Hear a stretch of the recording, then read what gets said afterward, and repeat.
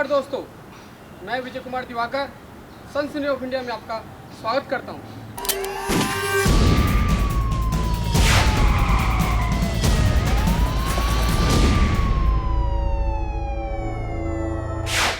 आज हम आपको दिखा रहे हैं रिश्तों में उलझी एक बड़ी खौफनाक वारदात, जहां एक आशिक का दिल अपनी प्रेमिका के साथ साथ उसकी बेटी पर भी आ गया। और जब प्रेमिका ने इस बात का विरोध किया तो आशिक ने रच डाली बड़ी खौफनाक साजिश। हर बार की तरह इस बार भी मामला प्रेम प्रसंग का है, लेकिन क्या हो जब प्रेमी का दिल अपनी प्रेमिका को छोड़ आ जाए उसकी बेटी पर।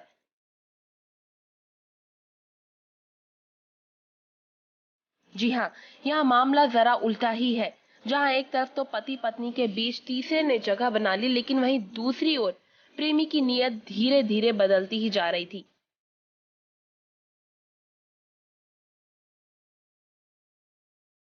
दरअसल ये पूरा मामला है पति पत्नी के साथ साथ उनकी अपनी बेटी का, जो कि इस प्रेम प्रसंग पर अपनी मां की वजह से फंस गई।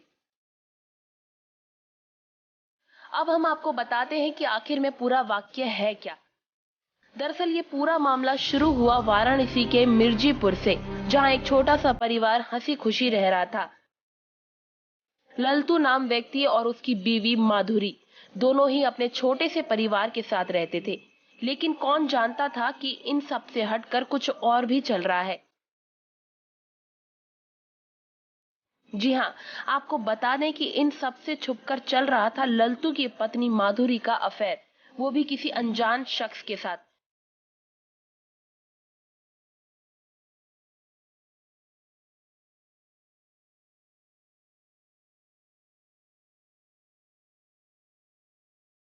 हालांकि ललतू इन सब से खासा अनजान नहीं था, उसे कहीं ना कहीं अपनी बीवी पर शक जरूर था, लेकिन इस बात को लेकर पति ललतू ने सवालों के कटघरे में अपनी पत्नी को जरा कम ही रखा।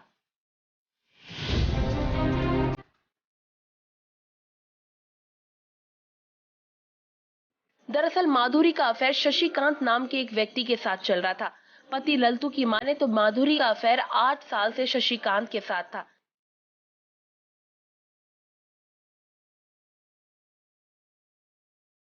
ललतू अब जान चुका था कि उसकी बीवी का किसी और के साथ चक्कर चल रहा है।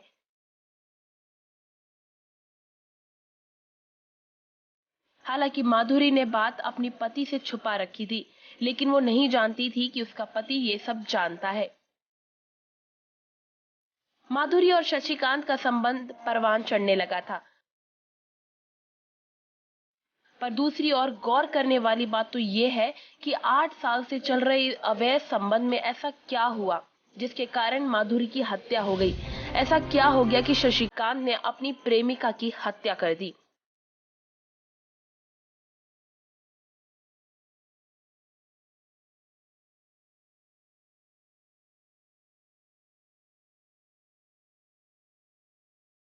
माधुरी का हंसता खेलता परिवार था।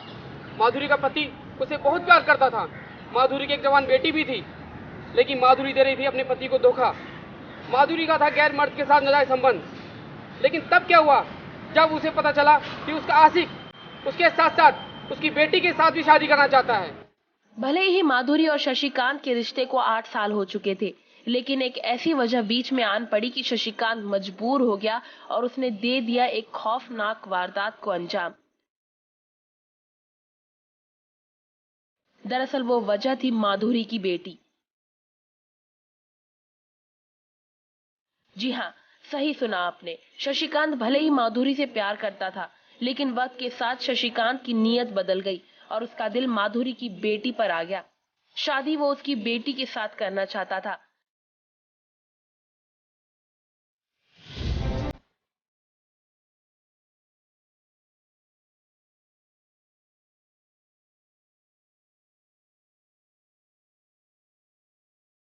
हालांकि जब माधुरी को इस बात का पता चला तो माधुरी ने इस बात पर कड़ा विरोध जताया, यहाँ तक कि उसने समाज का वास्ता भी दिया, लेकिन शशिकांत नहीं माना।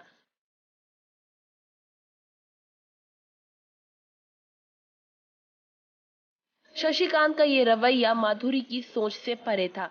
उसे इस बात का जरा सा भी अंदाजा ना था कि शशिकांत इस हद तक गिर जाएगा। शशिकांत ने जब माधुरी की बेटी को देखा तो उसकी नीयत में खोट आ गया और फिर उसने ठान लिया कि वो माधुरी की बेटी से शादी करेगा। लेकिन माधुरी ने इस बारे में कई बार शशिकांत से बात भी की, लेकिन वो नहीं माना। माधुरी के लाख समझाने पर शशिकांत ने उसकी एक न सुनी। शशिकांत माधुरी के समझाने से चिढ़ने लगा था। उसे यह आभास होने लगा कि माधुरी उसे उसकी बेटी से शादी नहीं करने देगी। शशिकांत को लगने लगा कि माधुरी उसके रास्ते का कांटा बन रही है। फिर क्या था, बिना कुछ सोचे समझे उसने उठाया वो कदम जिससे कई जिंदगियां तबाह हो गई। शशिकांत अपना आपा खो चुका था। उसने कुछ भी समझने से पहले माधुरी को मौत के हवाले कर दिया।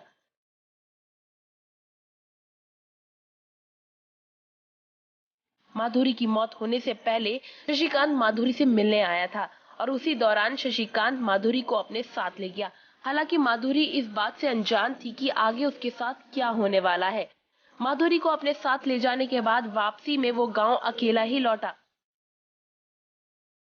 माधुरी और शशिकांत के बीच पिछले 8 वर्षों से नाजायज संबंध चल रहा था और इस बात का पता माधुरी के पति को भी चल गया था और माधुरी का पति इस बात का विरोध भी करता था। वैसे तो शशिकांत और माधुरी के संबंध और उसकी बेटी को लेकर लड़ाई अब तक सबके सामने आ चुकी थी और तभी लोगों ने इस बात पर गौर किया कि जाते वक्त तो माधुरी साथ थी, लेकिन आते समय नहीं, शशिकांत अकेला ही लौटा था।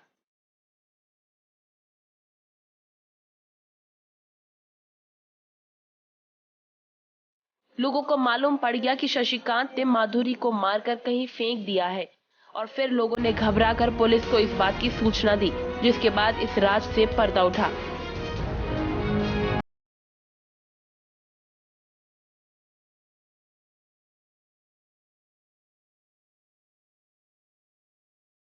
मतलब है कि अहोरारा थाना क्षेत्र में 6 दिन पहले एक महिला का शव बरामद हुआ था, लेकिन लाश किसकी है, किसने हत्या की और पूरा मामला क्या है, पुलिस को ये जानना बेहद जरूरी हो गया था। और फिर तभी से पुलिस ने इस हत्या की गुत्थी को सुलझाने में लग गई। पुलिस की खासी छानबीन ने ज्यादा वक्त नहीं लिया, जबकि पुलिस ने इस घटना को 1 हफ्ते के अंदर ही सुलझाकर हत्या के आरोपी को गिरफ्तार कर लिया। शशिकांत के दिलो दिमाग पर माधुरी के बेटी का जुनून सवार हो गया था। अब शशिकांत हर कीमत पर माधुरी की बेटी को पाना चाहता था। इसके लिए शशिकांत ने दे दिया बड़ी खौफनाक वारदात को अंजाम।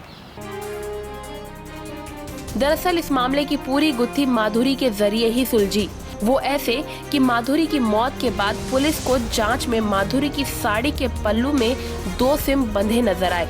फिर क्या था, पुलिस ने गहरी तफ्तीश की जिससे आरोपी पकड़ में आया। वहीं दूसरी ओर पुलिस अधीक्षक अरविंद सेन ने इस बात का खुलासा किया। उसी सिम के जरिए ही माधुरी की लाश की शिनाख्त हो पाई और मामला सुलझाने में आसानी हुई।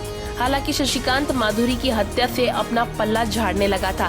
उसने साफ साफ कह दिया था कि माधुरी की हत्या उसने नहीं की। पुलिस की कड़ी कार्रवाई के चलते शशिकांत ने अपना मुंह खोला और सारी बातें साफ हो गई। प्रेम प्रसंग के इस मामले में प्रेमिका की बेटी पर ही शशिकांत का दिल आ गया था, तो ये तो लाजमी था कि मां इसका विरोध जरूर करती। लेकिन यहाँ गलती अकेले शशिकांत की नहीं थी, माधुरी भी इसमें बराबर की हकदार थी। ना ही माधुरी का शशिकांत के साथ अवैध संबंध होता और ना शशिकांत की नीयत बदलती और ना ही आज माधुरी का परिवार अकेला खड़ा होता। लेकिन किसी भी बात के लिए जुर्म का रास्ता अपना लेना ये सरासर गलत है।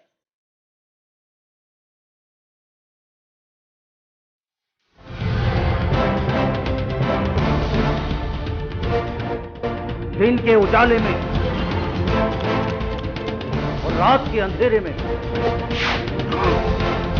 हर अपराध पर है हमारी कड़ी नजर।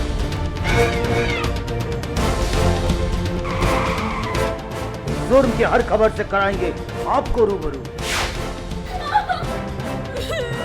देखना ना भूलें सनसनी ऑफ इंडिया हर रोज रात 10:30 बजे और दोपहर 1:30 बजे रिपीट, सिर्फ जेके चैनल पर। कड़ी नजर,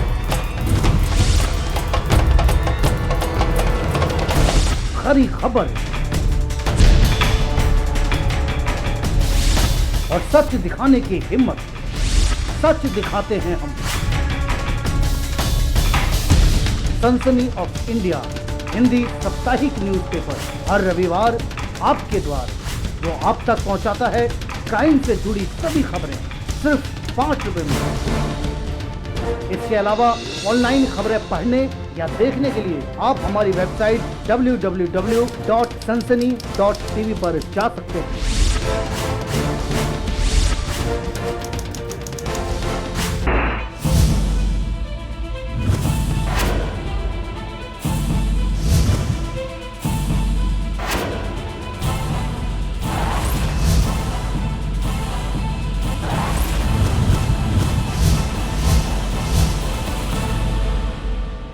सनसनी ऑफ इंडिया को संपूर्ण भारत में ब्यूरो प्रमुख संवाददाता और संवाद सहयोगियों की आवश्यकता है। संपर्क करें 09711345221। आपके आसपास हो रही वारदात की वीडियो हमें व्हाट्सएप पर भेजकर आप भी बन सकते हैं सनसनी ऑफ इंडिया के रिपोर्टर। हमारा नंबर है 09650854621। जिंदगी के सफर में एक जीवन साथी तो चाहिए ना। और जीवन साथी अगर मनपसंद हो तो जिंदगी और भी खुशनुमा हो जाती है। आपका मनपसंद जीवन साथी बस यहाँ मिलेगा, sathi4u.com। जो sathi4u.com पर आए, जिंदगी महक जाए।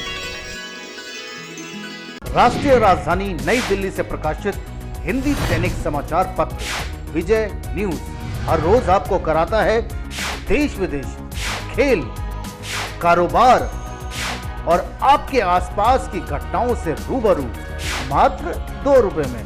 विजय न्यूज की खबरें हिंदी में पढ़िए कहीं भी कभी भी। बस लॉगिन करें www.vijaynews.in। मोबाइल में हिंदी में खबरें पढ़ने के लिए Android user Google play store से विजय न्यूज ऐप डाउनलोड कर सकते हैं। कहीं डर तो कहीं दर्द,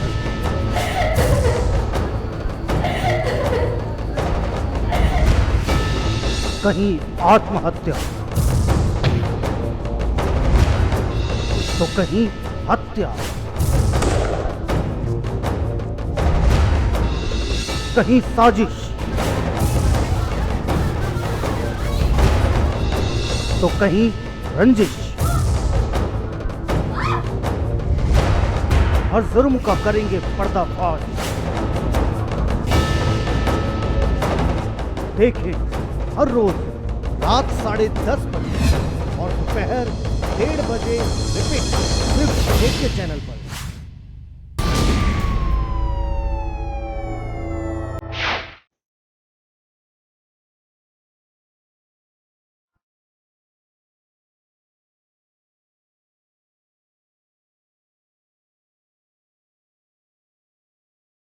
महिलाओं के खिलाफ बढ़ते अपराध पर लगाम लगाने की हर रोज नए नए वादे किए जाते हैं।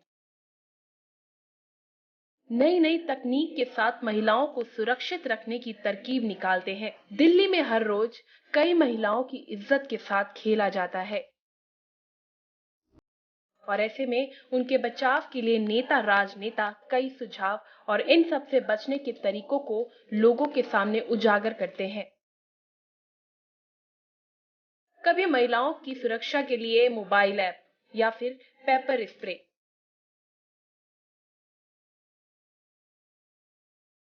और बहुत से ऐसे नंबर जो महिलाओं की सुरक्षा के लिए हेल्पलाइन के तौर पर जगह जगह विज्ञापन के जरिए लगाए जाते हैं।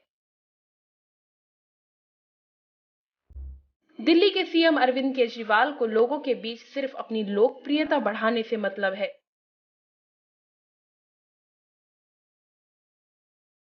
जनता के दर्द को कम और जनता की इच्छाओं के काम करने के बड़े बड़े वादे केजरीवाल साहब ने आराम से कर दिए, लेकिन ये नहीं सोचा कि इनकी पोल भी एक दिन जरूर खुलेगी। दिल्ली में हर रोज कहीं ना कहीं महिलाओं के खिलाफ अपराध होते ही हैं।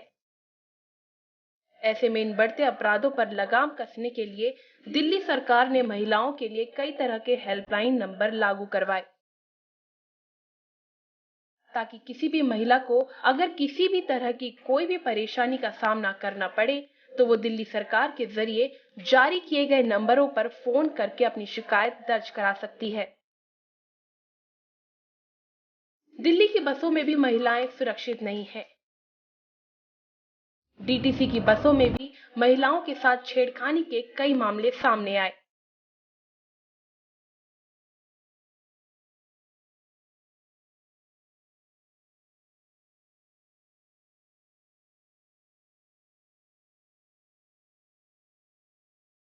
और इसीलिए केजरीवाल की सरकार ने बसों में भी महिलाओं की सुरक्षा का इंतजाम करवाने का वादा भी किया। लेकिन जितना बड़ा वादा किया वो उतना ही अंदर से खोखला भी नजर आया।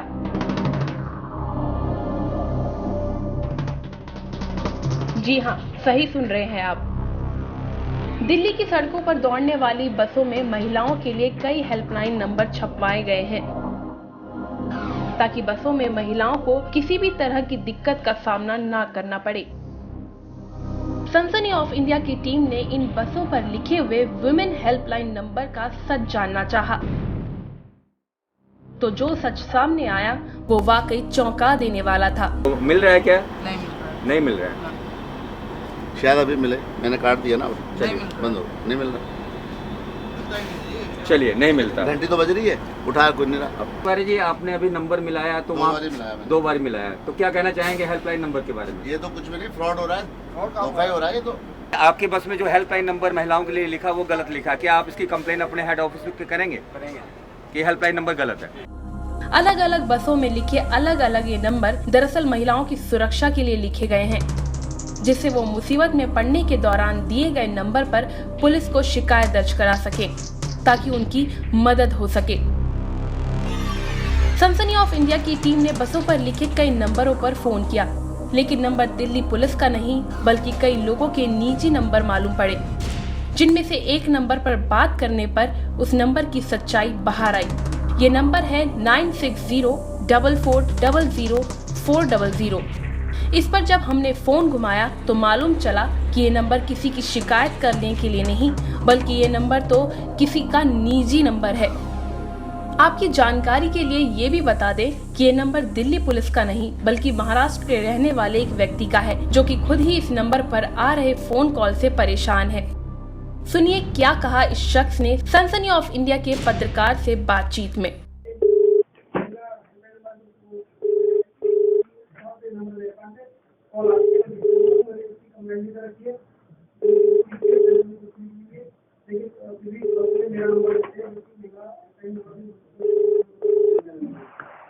हेलो, हाँ नमस्कार, मैं सनसनी ऑफ इंडिया से बोल रहा हूँ, दिल्ली से। जी बोलिए। हाँ, ये जो आपका नंबर है ये यहाँ के दिल्ली की बसों में महिला हेल्पलाइन नंबर के तौर पे दिया गया, तो आप महिला हेल्पलाइन नंबर से बोल रहे हैं क्या? नहीं, ये तो मेरा पर्सनल नंबर है। ये आपका पर्सनल नंबर है। कब से है आपका नंबर? करीबन पिछले 3 सालों से सर। 3 सालों से। आप कहाँ रहते हैं भाई साहब? वैसे तो मैं महाराष्ट्र में रहता हूँ सर। महाराष्ट्र में। आपका नाम क्या है जी? जी डाविस बनते। हाँ जी, डाविस बनते। डाविस बनते। आप क्या काम करते हैं? जी मैं तो एक एनएससीबी में एम्प्लॉय हूँ। अच्छा, आप एक कर्मचारी हैं, तो ये आपको बार बार लोग तंग करते होंगे, फोन नंबर आते होंगे दिन रात आपको, तो आप तो परेशान हो रहे होंगे मानसिक तौर पे भी, क्योंकि रात को कभी भी इसका टाइम नहीं होता। नंबर तो आपको आते हैं ना फोन कॉल? हाँ जी, आ जाते हैं। आ जाते हैं। तो कभी ऐसा भी होगा रात को भी आ गया और तो ये तो आपका चांस ही लिया इस नंबर ने। बराबर सर, लेकिन पहले तो मुझे पता नहीं था कि ये हेल्पलाइन है। अच्छा। करके मैंने मेरा नंबर जो भी जितने भी कुछ फॉर्म वगैरह या कुछ बैंक वगैरह कुछ जितना भी अपना पर्सनल यूज होता है नंबर के बारे में, हाँ ये सब जी। हाँ, तो आपने कोई शिकायत की इसके बारे में सर? कुछ शिकायत की होगी कि दिल्ली गवर्नमेंट को या किसी को कि आपके नंबर निकालने की कोशिश भी की जी सर? महिला आयोग की वगैरह नंबर वगैरह निकालने की कोशिश की, तो महिला आयोग वाले बोल रहे हैं कि ये हमारी रिस्पॉन्सिबिलिटी नहीं है, आप पुलिस को इन्फॉर्म कीजिए। तो मैंने दिल्ली पुलिस को भी इन्फॉर्म किया कि सर बोला ऐसी बात है कि ये नंबर दिल्ली की बसों में चल रहा है, तो आप कृपया करके वो निकाल दीजिए। ये कब की बात है? तो जब जी हाँ जी, मैंने यही कुछ 5-6 महीने पहले एक बार किया, पिछले साल एक बार फोन किया था जी। तो ये बताइए कि आपके पास ये 3 साल से नंबर है और आपने दिल्ली पुलिस को शिकायत दी थी कि मैं परेशान हूँ, तो आप जब दिल्ली पुलिस ने जी फोन पे शिकायत की थी मैंने। फोन पे शिकायत की, तो आप महाराष्ट्र पुलिस को भी कर सकते हैं कि भाई दिल्ली पुलिस महाराष्ट्र के एक निवासी को, वहाँ के बसिंदे हैं आप, तो महाराष्ट्र पुलिस से भी आप वहाँ पे शिकायत दर्ज करवा सकते हैं दिल्ली पुलिस की। सर देखिए, दिल्ली पुलिस वाले रिस्पांस नहीं ले रहे तो महाराष्ट्र पुलिस वाले कहाँ से, वो तो हमारी जिम्मेदारी नहीं है करके निकाल देंगे। सर आप एक जो आपका नंबर है ना, ये आपकी नज़रों में केवल आपका नंबर है, पर ये दिल्ली में ये महिला हेल्पलाइन का नंबर है और हर महिला हेल्पलाइन जब आपको फ़ोन करती है तो आप उठाते नहीं है। उठाते इसलिए नहीं क्योंकि ये आपको मालूम है कि ये रॉन्ग नंबर आएगा, तो इसलिए नहीं सर, आज तक ऐसा मैंने नहीं किया। मैंने भी एक responsibility as a Indian, as a एक हेल्पर, यानी कि जो हेल्प करने वाला होता है उसका नतीजा, उसके मुताबिक मैंने कोशिश की सर, जितना पॉसिबल है उतना पॉसिबल। तो मैंने 100% कॉल रिसीव किया है सर, और मैंने एक हेल्पलाइन भी निकाल के रखी है जो कि इस वक्त एक्टिवेट है दिल्ली में। अगर कुछ ऐसी बात आती है तो मैं वो नंबर उनको दे देता हूँ सर।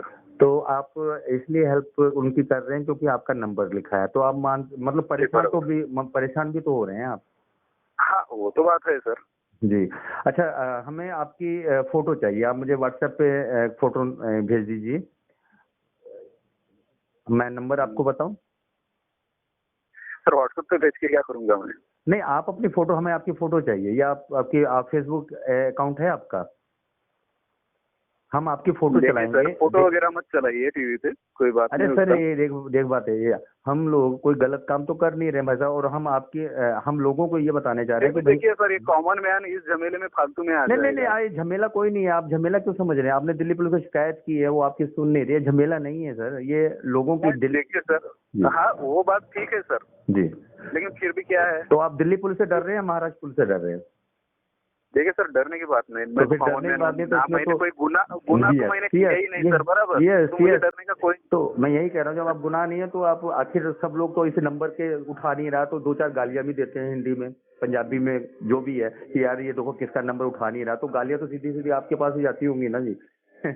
तो इसीलिए मैं कह रहा हूँ, आप अपनी फोटो भेजिए, हम आप बात कर रहे हैं, जो दिल्ली पुलिस नहीं कर सकी वो हम सनसनी ऑफ इंडिया आपकी बात कर रहे हैं ना सर, तो हम तो आपको खोज के निकाला, हम तो आपकी बात कर रहे हैं, आपके पते की बात कर रहे हैं, आपके भले की बात कर रहे हैं और लोगों की भले की बात कर रहे हैं, ठीक है ना जी? हेलो, देखिए सर, फोटो की कोई बात नहीं, आप नंबर चला दीजिए। फोटो चलिए ठीक है, कोई बात नहीं, हम आपकी रिकॉर्डिंग चला रहे हैं, आपकी बात जो रिकॉर्डिंग है हमने आवाज रिकॉर्ड कर ली है, हम ये आपकी रिकॉर्डिंग चलाएंगे। ठीक है जी, धन्यवाद। ठीक है सर।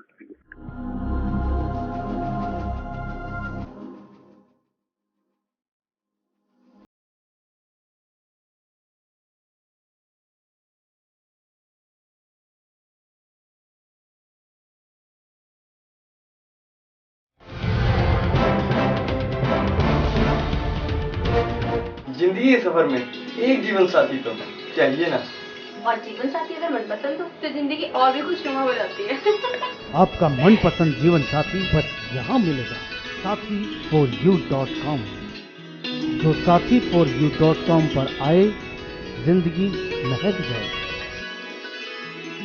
राष्ट्रीय राजधानी नई दिल्ली से प्रकाशित हिंदी दैनिक समाचार पत्र विजय न्यूज हर रोज आपको कराता है देश विदेश, खेल, कारोबार और आपके आसपास की घटनाओं से रूबरू, मात्र 2 रुपए में। विजय न्यूज की खबरें हिंदी में पढ़िए, कहीं भी कभी भी, बस लॉगिन करें www.vijaynews.in। मोबाइल में हिंदी में खबरें पढ़ने के लिए Android user Google play store से विजय न्यूज ऐप डाउनलोड कर सकते हैं। कहीं डर तो कहीं दर्द,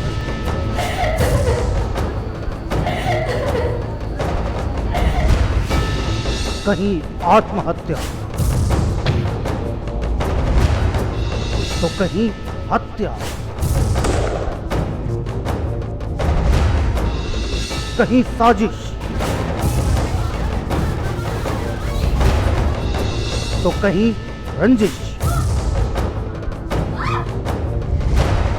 हर जुर्म का करेंगे पर्दाफाश, देखें हर रोज रात 10:30 बजे और दोपहर 1:30 बजे रिपीट सिर्फ जेके चैनल पर।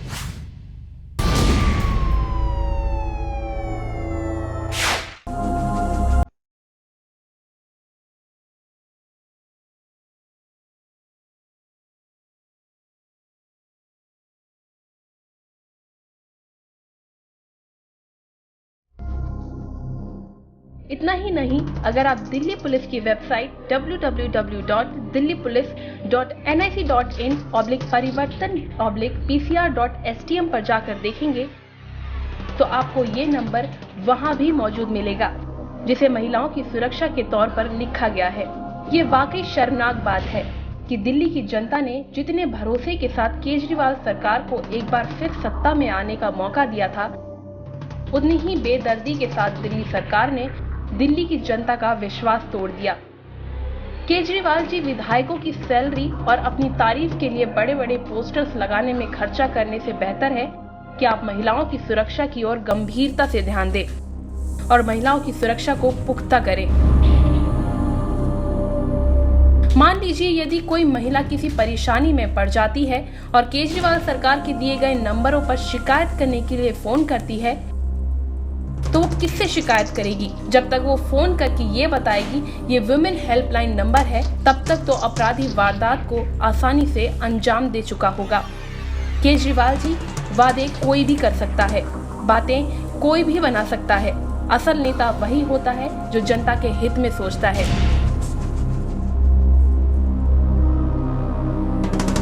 न कि झूठे वादे कर जनता को उल्लू बनाता है। बिहार से चल रही है और सब लोग आनंद से हैं, क्योंकि इसमें ना महिला हेल्पलाइन नंबर है, ना एक भी महिला है। इसलिए अगर महिला सीट आरक्षित होती है तो पुरुषों के लिए सीट आरक्षित होनी चाहिए क्या? बुजुर्गों के लिए। पर महिलाएं जो है आमतौर पर अपनी सीट पर तो बैठती हैं और पुरुषों की सीट पर कब्जा जमा लेती है। तो कुछ कहना चाहेंगे आप? हाँ, उनको अपनी सीट पर बैठना चाहिए। अच्छा, अपनी सीट पे। तो उसे पुरुष कहीं ना कहीं व्यथित हैं इस मामले में? बिल्कुल है। हाँ। पुरुष कहीं भी बैठ सकती है, पुरुष उधर बैठ नहीं सकता। हाँ। और पुरुष बुजुर्ग खड़ा रहता है। तो महिलाओं को अधिकार दिया है कि पुरुषों का हनन हुआ अधिकारों का? बिल्कुल महिलाओं का अधिकार है। जो पुरुष हनन कर रहे हैं, पुरुषों का हनन किया जाए तो पुरुष के साथ भी न्याय होना चाहिए। जो तो महिलाओं के साथ है तो पुरुष के साथ भी न्याय होना चाहिए। हमारे देश में लोकतंत्र है, लोकतंत्र में दोनों की बात सुननी चाहिए। चलिए, बहुत बहुत धन्यवाद। हेल्पलाइन नंबर जो बसों में लिखा होता है, आपको मालूम है महिला हेल्पलाइन नंबर क्या है? और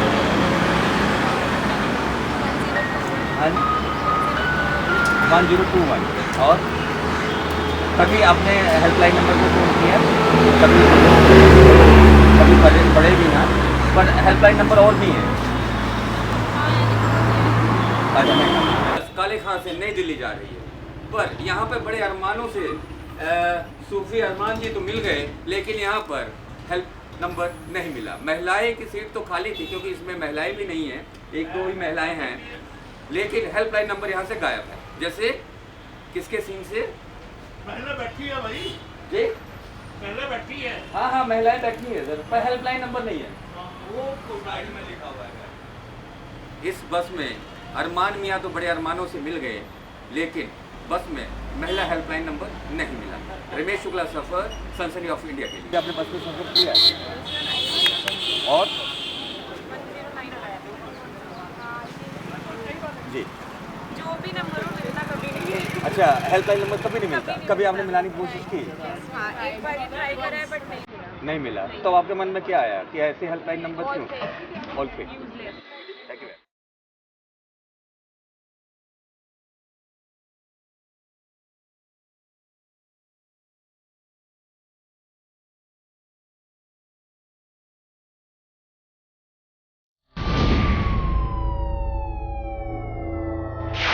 मैं विजय कुमार दिवाकर अब आपसे लेता हूँ विदा। कल फिर मिलूंगा इसी चैनल पर इसी समय। और हाँ दोस्तों, अगर आपको है किसी अपराध की जानकारी या आपके आसपास घट रही कोई घटना, तो आप हमारे हेल्पलाइन नंबर 9213100221 या हमारे व्हाट्सएप नंबर 9650854621 पर जानकारी दे सकते हैं।